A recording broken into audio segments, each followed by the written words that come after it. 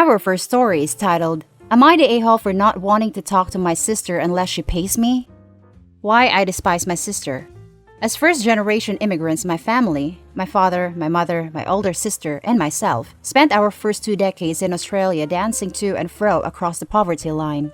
Late in her high school career, my sister decided she wanted to be a physician.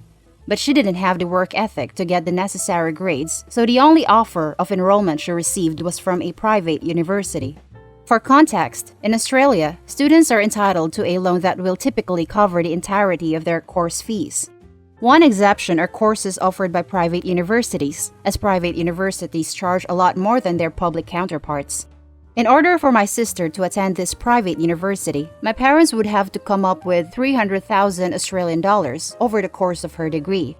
I'm sure you can imagine how difficult this task would be for a couple earning minimum wage. But my parents loved my sister, so they did whatever it took to enroll my sister into this medical school, even if it meant taking on crippling debt. To make ends meet, both my parents started working 60 to 80 weeks. The hours took their toll on my parents, both physically and mentally. Put it this way, one day my father lost a finger in a workplace accident, and he was overjoyed,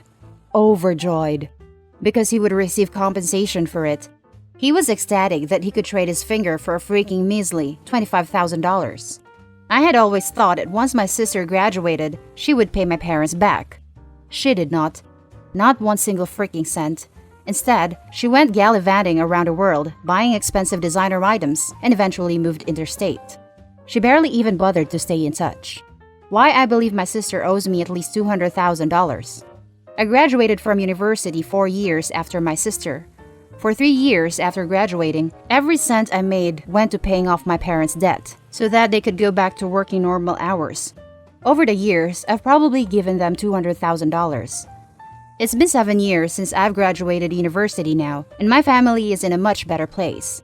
My parents are debt-free and can work standard 35 hours per week jobs. We're financially comfortable for the first time in our lives, and everything is fantastic. Enter my goddamn sister. A few months back, she broke up with her boyfriend. I'm not aware of the details, but she moved back to our state and back home with our parents. My parents are beyond happy to have their daughter back, and they've asked me multiple times to talk to my sister again.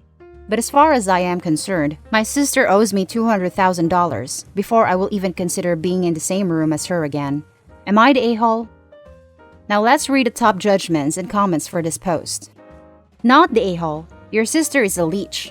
Talk to her very clearly about why you feel she owes you money. State your case and then go forward from there on. Your parents are leeches also.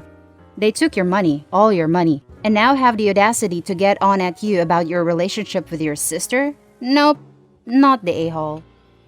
I get why you think that, but please do understand that my parents sacrificed an unfathomable amount so that my sister and I can live the Australian dream. They would ruin their lives without hesitation if it means that we could chase our dreams. So losing just 3 years worth of savings is the least I can do for them. I don't have a problem with the fact that my parents took on crippling debt for my sister. I don't even have an issue with my sister asking my parents to take on said debt. My grievance is solely with my sister's lack of gratitude and failure to give back to the people who gave her the opportunity to be who she is today. I don't think Opie's parents are leeches. Opie did not mention anything about her parents asking her to pay the uni fees. It is very common in immigrant families to have filial piety. It makes sense in this context that Opie would, very generously, take on some of Opie's parents' debt in order to ease their suffering. In my experience, this sense of duty in adult children is sometimes difficult for my non-BIPOC friends to understand. The family unit is also generally much tighter, and Opie's parents welcoming Opie's sister back into the fold and wanting harmony also makes sense to me. That being said, Opie is not the a-hole. Opie's parents are also not the a-hole. They simply place a massive value in their daughter's education and were willing to go to great lengths to provide a better life for her. In Australia, it's unusual that a parent would take on that uni debt long term. This begs the question if there was any communication or agreement between Opie's sister and Opie's parents with regard to tuition payments. Opie's sister needs to consider her parents and her siblings, by extension, financial situation and rectify it. Not the a-hole. Australia isn't like the US.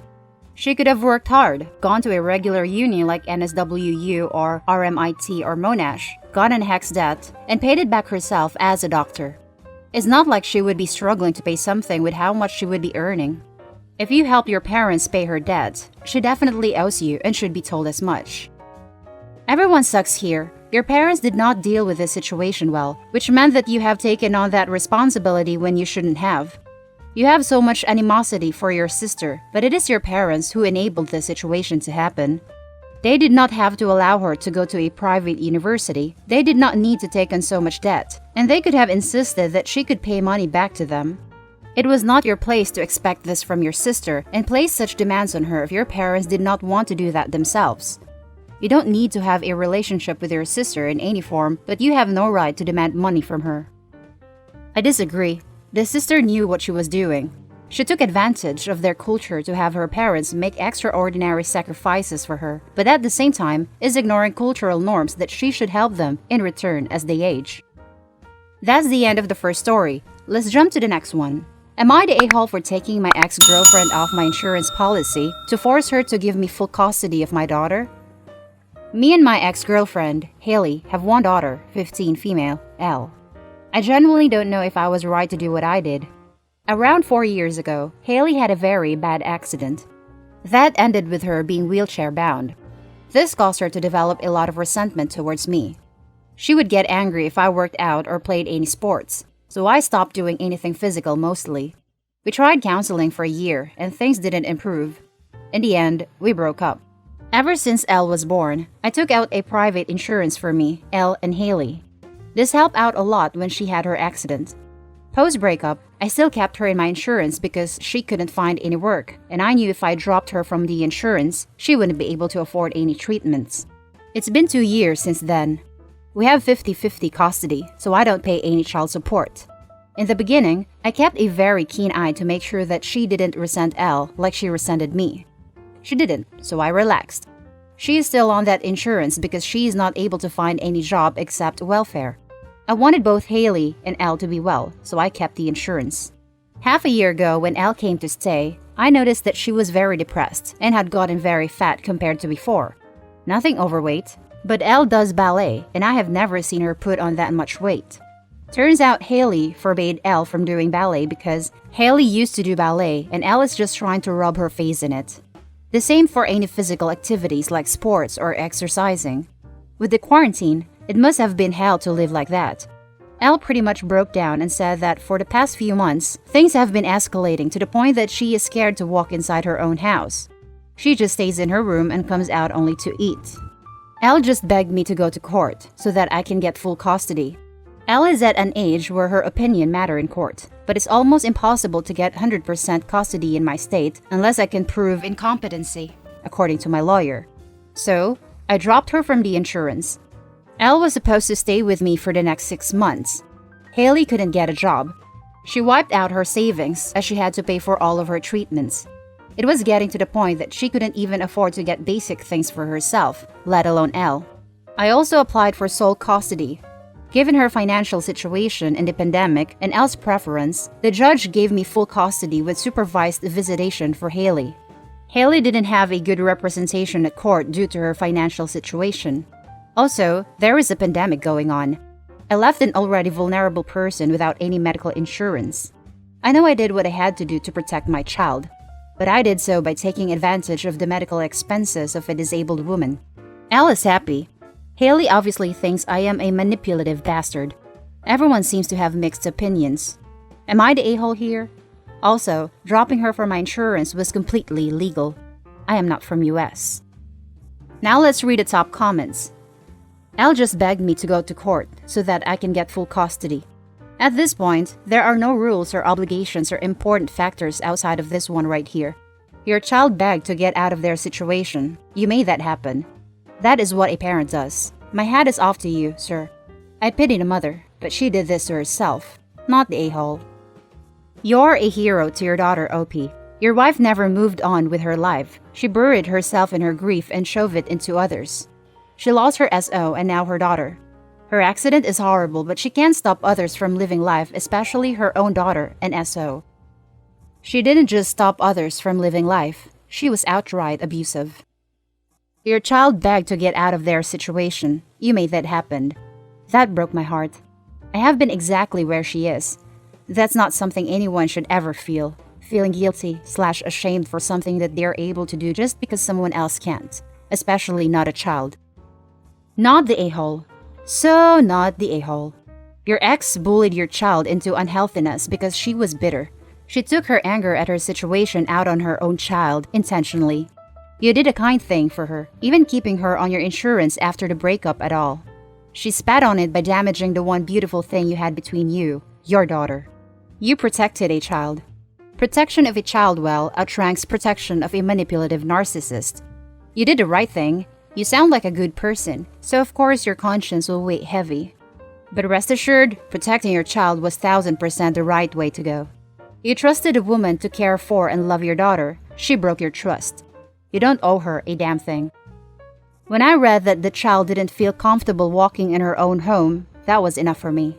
The mother is terrible. I understand that she was put in a wheelchair. No fault of hers, I assume. But that doesn't mean you can bully your daughter for being healthy. Not the a-hole. And now for the final story. Am I the a-hole for not taking care of my disabled daughter? Throwaway account. Also, please excuse my English. I'm not a native speaker. Some background info. I, 41 male, have disabled daughter, Molly, 11 female, with my ex-girlfriend, Sarah, 37 female. This all started 12 years ago. Me and Sarah were together for about 4 years, and we were trying to have a baby. After a couple weeks of trying, she got pregnant, and we were super excited. Unfortunately, in her 4th month, doctors told us that our baby is severely disabled and advised us to get a termination. It was very hard on us.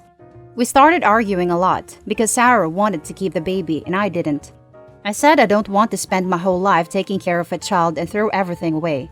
But Sarah didn't want to kill the baby. We argued about this every day. Eventually, it became too much and we broke up. We still kept in contact with each other as friends. Couple months later, she went into labor. I came into the hospital with her to support her. As the doctor said, Molly was born severely disabled. They kept her in the hospital for a couple of weeks and then gave her to Sarah. She took her to her house and I visited them a couple times. Within the next month, I got a job offer and moved away to another city. Me and Sarah are still in contact and I send them money every month, but we meet each other very rarely, about once in 2 years. So now, Molly is 11 years old. She is bound to a wheelchair and will never walk. She has a mind of a 3-year-old and can't speak. Sarah left everything to take care of her. She is at home with her 24/7 because Molly isn't able to do anything on her own. They get state contributions since Sarah can't go to work and I send them money. I have a wife now and 2 daughters, 5-year-old, and we live about 4 hours drive away from Sarah. Sarah has called me last week saying that it's too much on her. She said she does nothing else than take care of Molly and she is tired. She gave up on her career, hobbies, friends, and everything. She asked me to start taking care of Molly as well. She asked if I could have her in my care at least 1 week every 2 months in the beginning, and after I know how to take care of her, then maybe more often. I talked about it with my wife, and we both agreed we don't want to take care of Molly. I apologized to Sarah, and instead, I offered to pay for a professional to take care of her or to pay some facility to take her in, but Sarah refused. She doesn't want a stranger to take care of Molly nor put her away in a facility. I feel really bad for Sarah, but I have a responsibility to my 2 daughters and my wife now. I talked about it with my parents and they understand and don't blame me, but I feel like I might be the a-hole. Now let's read the top comments. Not the a-hole. You offered to pay for a solution, which is very generous. I hate to say it, but this is what she signed up for when she decided to continue the pregnancy. As harsh as it sounds, it is so true. A termination would have been a mercy. Look, no judgment, but in-home care of Molly is not sustainable long run. Eventually, you and her mom will not be around/capable, so you need to find her a good home where she can be cared for and live her best life. The good ones have long waiting lists, so you should be looking into those now. Honestly, Molly's mother should have been looking into them before she reached her breaking point. He doesn't need to do that at all. She should have terminated. Her body, her choice, her responsibility. Women can't have all the rights in regards to termination and not take equal responsibility. OP is paying child support and offered to pay more, and the woman declined. She wants everything to be done her way, and she displayed that when she didn't get determination, and she displayed it again when she declined professional help. I know I'm coming off as harsh, but choices have consequences. Also, if you take the stance that terminations aren't wrong, then logically, you must take the stance that a father should be able to opt out of a pregnancy before the kid is born. And that's the end of the video. Share us your thoughts, like and subscribe. I'll catch you in the next one. Stay safe.